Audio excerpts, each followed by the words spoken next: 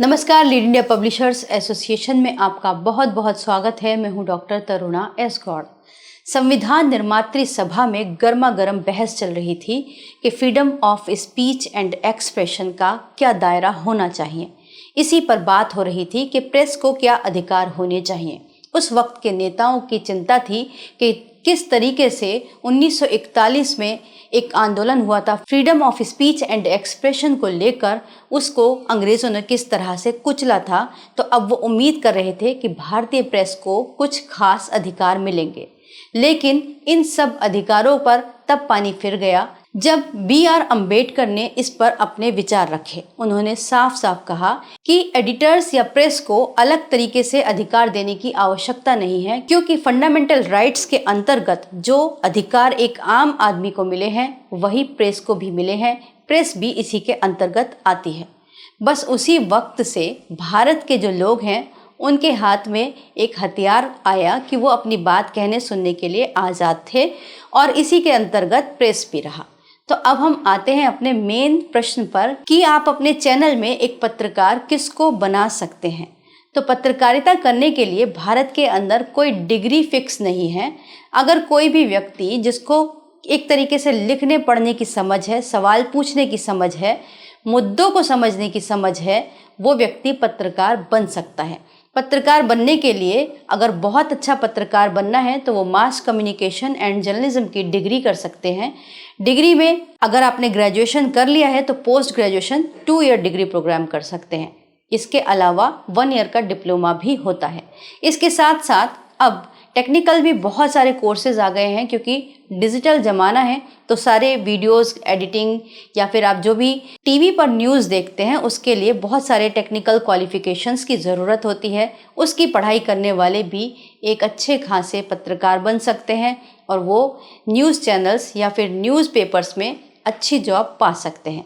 लेकिन अगर आप एक डिजिटल प्लेटफॉर्म है और आप चाहते हैं कि अपने यहाँ पर आपको पत्रकारों को नियुक्त करना है, अपॉइंट करना है, तो उनकी क्वालिफ़िकेशन क्या होनी चाहिए। वैसे ही freedom of speech and expression के मुताबिक, फंडामेंटल राइट के मुताबिक कोई डिग्री स्पेसिफिक नहीं है। आप एक ठीक ठाक व्यक्ति जो कि मिनिमम 12th पास हो, उसको आप अपने यहाँ पर रिपोर्टर के तौर पर रख सकते हैं। तो डिग्री तो इसके लिए सेट नहीं है, लेकिन इसके लिए क्रिमिनल रिकॉर्ड ज़रूर मैटर करता है। अगर उस व्यक्ति के पीछे कोई आपराधिक रिकॉर्ड है तो उसकी जांच परख जरूर करवा लीजिए, उसका पुलिस वेरिफिकेशन करवाइए और उसके बाद ही आप उसे अपने चैनल में अपॉइंट कीजिए।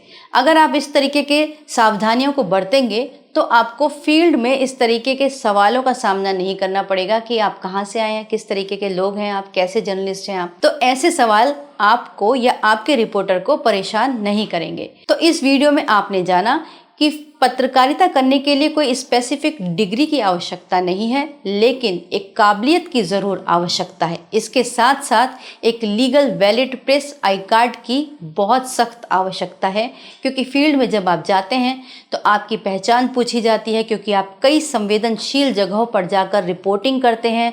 तो आपकी पहचान पुख्ता होना बहुत आवश्यक है। तो उसके लिए एक प्रेस आई कार्ड होता है। अगर आपके पास press I card registered media का नहीं है तो आपके सामने बहुत सारी मुश्किलें खड़ी होती हैं। अगर आप केवल और केवल डिजिटल प्लेटफॉर्म पर हैं तो आप सबसे पहले या तो अपना न्यूज़पेपर रजिस्टर्ड करवा सकते हैं, क्योंकि ये रजिस्टर्ड मीडिया है, और उसके बाद आप अपने डिजिटल प्लेटफॉर्म को उसके साथ मर्ज करके रन कर सकते हैं। और अगर आप प्रिंट मीडिया के एक्सपेंडिचर में नहीं जाना चाहते, अभी शुरुआत कर रहे हैं, एक्सपीरियंस लेना चाहते हैं, आप हमारे साथ मीडिया टाई अप करके अपने चैनल को ठीक वैसे ही स्वतंत्र रूप से चला सकते हैं जैसे कि आप PRGI के साथ रजिस्टर्ड मीडिया बनकर चला सकते हैं।